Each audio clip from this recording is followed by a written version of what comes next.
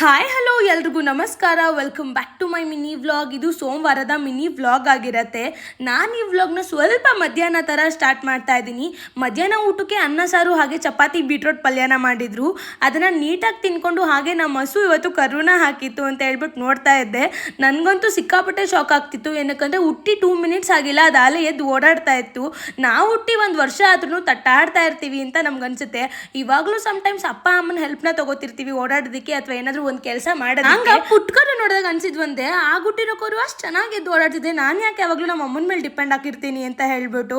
ನಾವು ಒಂದು ಕಪ್ ನೀರು ಬೇಕು ಅಂದ್ರೂ ಅಮ್ಮ ನೀರು ಕೊಡ್ತೀಯ ಅಂತಿರ್ತೀವಿ. ಬಟ್ ಆ ಕರುಗೆ ಹಾಲು ಬೇಕು ಅಂದ್ರೆ ತಾನು ಹೋಗಿ ಕುಡಿಯುತ್ತೆ. ನಂಗೆ ಇವತ್ತು ಸ್ವಲ್ಪ ಫೀವರ್ ಬಂದಿತ್ತು ಅಂತ ಹೇಳ್ಬಿಟ್ಟು ಹಾಸ್ಪಿಟಲ್ಗೆ ಹೋಗಿದ್ವಿ.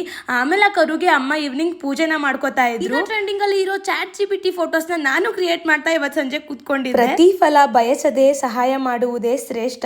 ಇವತ್ತಿಗಿಷ್ಟೇ, ಮತ್ತೆ ಸಿಗುವ. Love you all. ಬೈ. ಜೈ ಶ್ರೀರಾಮ್.